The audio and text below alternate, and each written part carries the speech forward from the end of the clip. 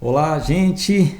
Mais uma vez aqui estamos, é um privilégio sempre, um prazer, uma alegria enorme estar com vocês para juntos realizarmos o nosso devocional A Última Semana de Jesus. Nós estamos no terceiro dia, representando assim, né, na verdade, a terça-feira da Semana Santa, e hoje nós vamos nos lembrar do que aconteceu após a purificação do templo. Então nós começamos falando sobre a entrada triunfal de Jesus em Jerusalém. Na sequência ele purificou o templo e depois ele partiu para entregar uma mensagem aos seus discípulos.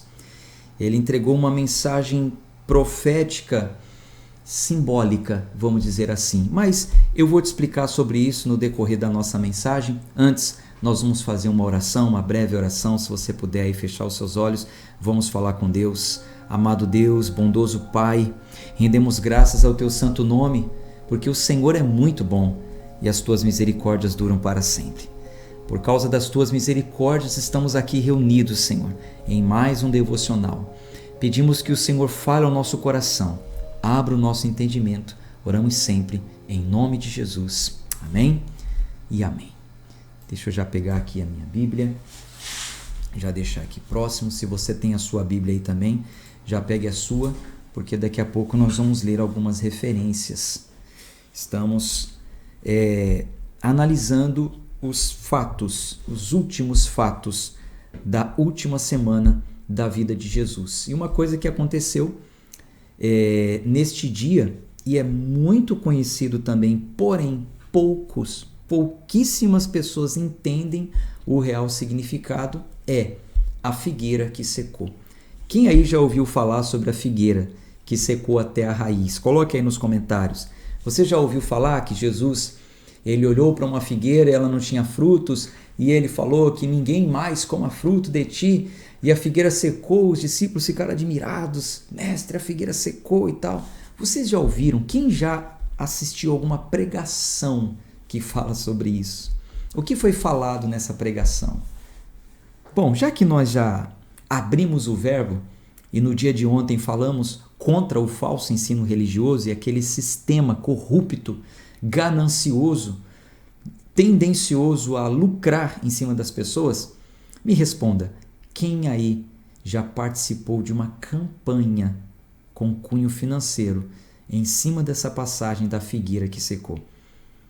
Determinando, muitas aspas, determinando que os seus problemas iriam secar, iriam sumir, iriam desaparecer. Quem já participou? Muita gente, né? Muita gente. É só você ver nos comentários. Muita gente já participaram. Mas qual foi o propósito de Jesus ao realizar este feito, essa questão da figueira ter secado até a raiz? Nós vamos falar sobre isso. Bom, a gente precisa entender o seguinte: o propósito divino, especialmente para os sacerdotes e o templo, era que o amor de Jesus, o amor de Deus através de Jesus, fosse compartilhado para todas as nações. Repito, o propósito divino era que Israel, especialmente os sacerdotes e o templo, compartilhasse do seu amor e bênção com todas as nações. Contudo, os sacerdotes da época de Jesus, através daquele falso sistema religioso que a gente já falou ontem, estavam impedindo que as pessoas, que os estrangeiros, precisamente falando, adorassem a Deus. Vocês se lembram que o espaço dedicado a eles tinha sido transformado em um comércio. A fé daquela elite religiosa tinha se desviado do seu propósito original e se tornado uma religião morta. A fé daquela elite religiosa da época tinha se desviado do seu propósito original e tinha se tornado uma religião morta. Quando nós ontem falamos que Jesus, com um chicote na mão, desafiou aquela aristocracia religiosa que estava acontecendo, quando falamos sobre isso ontem, ficou claro que aquele tipo de rito, aquele tipo de adoração seria descontinuado. Jesus estava cancelando com aquilo. Antes da gente ler aqui a passagem que fala sobre a figueira que secou, você precisa entender uma coisa. Muitos profetas na Bíblia usavam de simbologia para entregar uma mensagem. A exemplo daquela profecia do vaso nas mãos do oleiro. O profeta queria entregar uma mensagem para o povo de que o povo era como barro nas mãos de Deus. O povo não podia ficar dando ordem para Deus, querendo que Deus fizesse do jeito que eles queriam. Então, Deus manda o profeta ir lá e, através daquela simbologia, ver o oleiro quebrando o barro, fazendo de novo, moldando, fazendo do jeito que ele quer. Agora vá lá e diga isso para o povo. Fale dessa forma, da forma que você viu, fale para o povo. Então foi entregue ali uma profecia através de símbolos. Muitas profecias aconteceram dessa forma. E frequentemente os profetas falavam contra os sacerdotes de Israel. Frequentemente eles falavam contra a liderança do templo. Se você já leu a Bíblia, inclusive nós temos um plano de leitura bíblica anual. Se você ainda não está participando, na descrição desse vídeo tem um link, você pode entrar. Nós estamos lendo a Bíblia toda, gratuitamente, capítulo por capítulo, versículo por versículo, e eu vou parando e explicando. Em um ano você vai conseguir ler a Bíblia toda comigo. Muitas pessoas já fizeram esse plano, já concluíram, e nós inclusive estamos com o plano em andamento. Então, se você já leu o livro dos profetas, você vai ver que a maioria deles se levantavam contra os sacerdotes, porque estavam em pecado, e os líderes de Israel, porque também estavam em pecado. Muitos iam até o templo para realizar essas denúncias. Um deles, por exemplo, o profeta Miqueias, ele descreve, preste atenção nisso, muita atenção, porque você vai entender aquele feito da figueira ter secado com isso que eu vou te falar. O profeta Miqueias, ele descreveu como árvores doentes que de longe pareciam saudáveis, mas de perto estavam podres, os sacerdotes e os líderes religiosos. Ele compara eles a árvores que de longe parecia ter fruto e ser saudável, mas próximo estava podre. Vamos ler essa referência aqui do profeta Miqueias. Abre aí a sua Bíblia em Miqueias, no capítulo 7. Miqueias 7.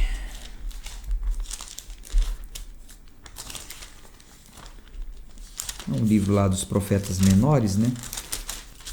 Para o finalzinho da Bíblia. Deixa eu aqui. Miqueias aqui. Miqueias 7. Vamos ler essa passagem, do versículo 1 ao 7.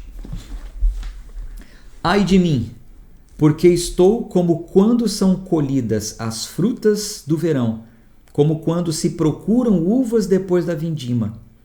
Não há cacho de uvas para chupar, nem figos, vai vendo, nem figos temporãos que eu gostaria de comer. Desapareceram da terra os piedosos, e não há entre todos um só que seja reto. Todos ficam à espreita para derramar sangue. Cada um caça o seu irmão com rede. As suas mãos são hábeis na prática do mal. As autoridades exigem, os juízes, aceitam suborno, os poderosos manifestam seus maus desejos e, assim, em conjunto tramam seus projetos. Veja só, em conjunto. É uma corja que está sendo denunciada aqui, a semelhança do tempo de Jesus. Versículo 4. O melhor deles é como um espinheiro. O mais reto é pior do que uma cerca de espinhos. É chegado o dia anunciado por suas sentinelas, o dia em que vocês serão castigados. Agora começará a confusão deles. Não acredite em seu amigo, nem confie no seu companheiro. Não compartilhe os seus segredos, nem mesmo com a sua mulher. Porque o filho despreza o pai, a filha se levanta contra a mãe, a nora contra a sogra, os inimigos de uma pessoa são os da própria casa. Eu, porém, olharei para o Senhor e esperarei no Deus da minha salvação, o meu Deus me ouvirá. Então, toda essa denúncia dele, ele começa fazendo ali uma comparação a quem está querendo colher os frutos depois do verão. Lá no versículo 1, ai de mim, porque estou como quando são colhidas as frutas de verão, como quando se procuram uvas depois da vindima. Não há cachos para chupar, nem figo temporãs para que eu possa comer. Ou seja, ele está comparando toda aquela corja a árvores que a pessoa até deseja. Eu olho para essa árvore e eu quero fruto. Parece que tem coisa boa, mas quando chega perto não tem nada de bom. Assim são os falsos profetas. Assim são os falsos mestres. Assim são os falsos líderes religiosos. De longe, você olha, parece que tem coisa boa, mas quando conhece de perto, tá podre, podre, podre, podre. Bom, essa foi a profecia de Miqueias. E Jesus, no caráter de profeta, ele realizava as mesmas denúncias, muitas vezes também através de simbologias, para falar da contaminação dos fariseus, por exemplo. Ele falou de fermento. Cuidado com o fermento dos fariseus. O que era o fermento dos fariseus? O ensino dos fariseus. Um pouquinho que eles falam já leveda toda a massa, já estraga tudo. Então, através de simbologias, ele fazia denúncias. Bom, foi o que aconteceu quando ele foi no templo. Ele foi lá, denunciou um falso ensino que estava acontecendo ali, e no outro dia ele entregou uma profecia simbólica. Vamos ler, isso está lá em Mateus capítulo 21. Mateus 21.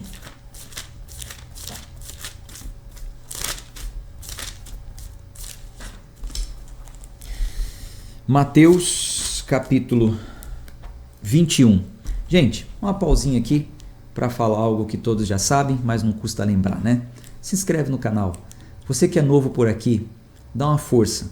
Ajuda o canal a chegar a mais pessoas. Quando você se inscreve, quando você comenta, compartilha, o YouTube entende que o assunto é bom, que as pessoas estão gostando e entrega para outras. É uma maneira, inclusive, de você deixar Deus te usar para ser um compartilhador da palavra. Seja um compartilhador da palavra. Clica aí no joinha, comenta. Se você não é inscrito, se inscreve no canal, toca no sininho, ativa as notificações, ajude esse canal a crescer, para a honra e glória do Senhor.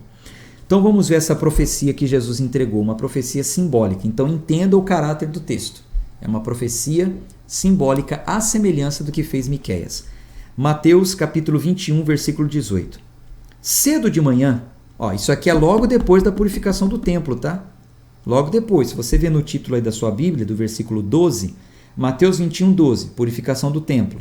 No outro dia, versículo 18, cedo de manhã, ao voltar para a cidade, Jesus teve fome. E vendo uma figueira à beira do caminho, aproximou-se dela, mas não encontrou nada a não ser folhas. Então Jesus disse à figueira, ou seja, de longe parecia ter fruto, mas quando chegou não tinha nada. Igual Miqueias, ai de mim, que quero um fruto da figueira e não tem. Então Jesus disse assim, nunca mais nasça fruto de você. E a figueira secou imediatamente. Quando os discípulos viram isso, ficaram admirados e disseram, como a figueira secou depressa? Ao que Jesus lhes disse, em verdade lhes digo que, olha o que eu quero dizer com isso, em verdade lhes digo, preste atenção na mensagem, Jesus dizendo, se tiverem fé e não duvidarem, não somente farão o que foi feito à figueira, mas até mesmo se disserem a este monte, levante-se e jogue-se no mar, assim será feito. E tudo o que pedirem em oração, crendo, vocês receberão. Entenda, essa é uma profecia simbólica, um sinal profético para os discípulos de que aquela liderança atual do templo, que eles tinham acabado de sair, que tinha se desviado do seu propósito original e não estava dando frutos, assim como no tempo de Miqueias, essa liderança está corrompida, essa liderança está morta e destinada à destruição. Por isso eu chamei o devocional de hoje de a religião morta. Não tem fruto mais, já está destinada à destruição. Os discípulos não entenderam muito bem aquele simbolismo e perguntaram como que a figueira secou tão rapidamente. Note para a resposta de Jesus. Jesus disse, eu asseguro a vocês, em verdade eu digo, que se vocês tiverem fé e não duvidarem, vocês poderão fazer não somente o que foi feito à figueira, entenda a analogia. Vocês também dirão a este monte, Levante-se e atire-se no mar e vai ser feito assim. Jesus não estava instruindo os seus discípulos a como que eles poderiam sair por aí amaldiçoando figueira ou ordenando que uma montanha se lance no mar, um monte de terra se lance no mar. Ou, erroneamente, como dizem aí a teologia da prosperidade, que o monte representa os problemas. Você pode ordenar que os seus problemas se levantem e sejam lançados no oceano. Nada disso. Jesus está revelando aqui que aquela elite religiosa que foi construída em um templo esse que foi construído em cima de um monte, o Monte Moriá, se você não sabe, Jesus está dizendo o seguinte: assim vai ser o fim deles. Essa elite religiosa vai cair se vocês disserem a esse monte que caia, orando. Jesus disse como seria feito, quando vocês orarem com fé. Então, nessa parábola, nessa profecia, na verdade, que deu nomes então na parábola, nessa profecia simbólica, a montanha representa o templo que foi erguido sobre ela e vai ser removido. O castelo de ilusões dos falsos líderes religiosos iria desmoronar. E pela fé dos discípulos, quando eles assumissem o discipulado, a ordem de Jesus, quando eles assumissem as responsabilidades, eles seriam parte dessa revolução que Jesus veio causar contra aquele sistema religioso corrupto. É claro que os líderes religiosos daquela época não iriam aceitar o que Jesus estava fazendo, e nos versículos seguintes a gente vai ver que eles questionaram, o direito de Jesus de reivindicar o fim desse sistema. Como você quer acabar com o nosso sistema de adoração, a forma que nós estamos realizando? Quem te dá esse direito? Vamos ver aqui, Mateus capítulo 21.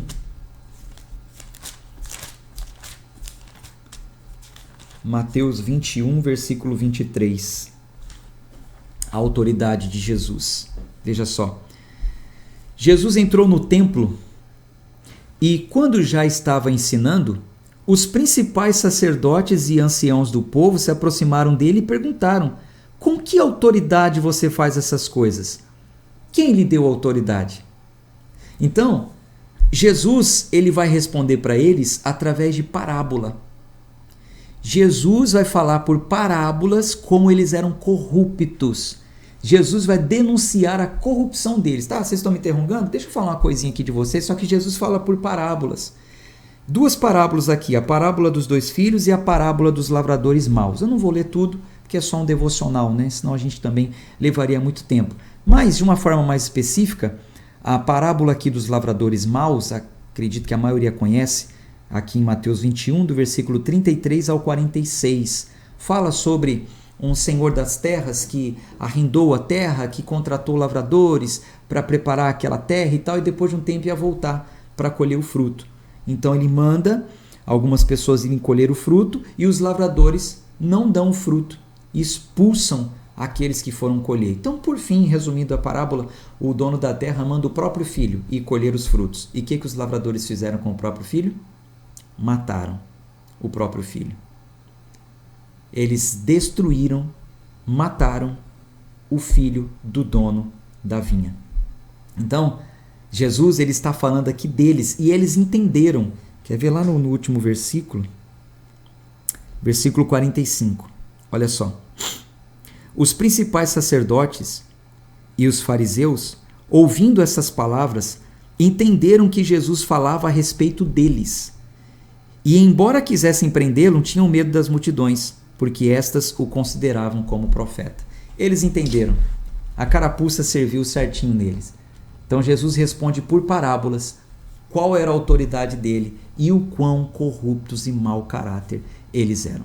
Bom, no caráter de profeta, Jesus ele vai predizer, ele vai anunciar, ele vai profetizar que aquele templo seria destruído sim, aquele templo ia cair, e por causa ou através de um exército invasor, um exército iria invadir. No próximo capítulo aqui, no capítulo 24, aqui ó, o sermão profético, a destruição do templo. Jesus saiu do templo e enquanto caminhava, os seus discípulos se aproximaram para lhe mostrar as construções do templo. Ele, porém, lhes disse: vocês estão vendo todas essas coisas? Em verdade lhes digo que não ficará aqui pedra sobre pedra que não seja derrubada. Ele profetizou, vai cair, esse templo vai cair. Bom, os líderes religiosos já não estavam mais aguentando Jesus. Eles já não estavam mais suportando o que Jesus estava fazendo. E aí eles deram andamento no plano para matar Jesus. E assim, nós estamos caminhando na última semana de Jesus. Nós vamos entender nos próximos dias como que esse plano entrou em ação. Vem aí também a noite da ceia, a crucificação, sábado de aleluia e, por fim, a ressurreição. Fiquem ávidos por esse ensino, voltem no próximo devocional. Bom, para a gente concluir aqui de uma forma devocional, aplicando na nossa vida, o que a gente entende nessa terça-feira da Semana Santa, nesse terceiro dia, da Semana Santa? Que Jesus veio nos trazer uma mensagem de esperança, quando ele anunciou o fim daquela ordem religiosa, daquele falso sistema religioso corrompido e o surgimento de um novo povo, que era a sua igreja. Além disso, Jesus ele está nos convidando, assim como os seus discípulos, ele disse que os discípulos teriam parte, os discípulos fariam coisas maiores, se orassem a Deus, os discípulos fariam muito mais do que Jesus estava fazendo. Então, Jesus está nos convidando a segui-lo, tanto na rejeição do falso sistema religioso, como na edificação de uma nova igreja indestrutível. E Jesus enfatiza que é por meio da oração que nós devemos lutar e construir essa nova igreja. Jesus diz que se tivermos fé, como o grão de mostarda, na qualidade dessa semente que é o grão de mostarda, e pedirmos ao Pai, ele lançaria essa montanha de falsos ensinos, de sofismas, ele lançaria para o mar, ele lançaria no oceano, ele afastaria de nós. Jesus, ele nos garante ao dizer isso, que quando pedimos ao Pai para que ele erga a sua nova igreja, que não seria destruída, que o Pai também faria. A palavra de Deus, ela nos garante já através dos profetas, desde o Velho Testamento, os profetas já anunciavam que com a vinda de Jesus, a sua morte e ressurreição, essas orações seriam atendidas. O povo que clamava, o povo que pedia a Deus por um reino permanente, um reino que não fosse destruído, um rei que não morresse mais, um rei que não fosse corrupto, seriam atendidos quando o Messias viesse. O Messias veio. E esse reino já foi implantado. Esse reino é a igreja de Jesus, essa igreja global que está no mundo inteiro. Porque Jesus morreu, nós reconhecemos que todas as exigências da lei já foram cumpridas nele. Todas aquelas obras são obras mortas, não fazem mais sentido para os nossos dias.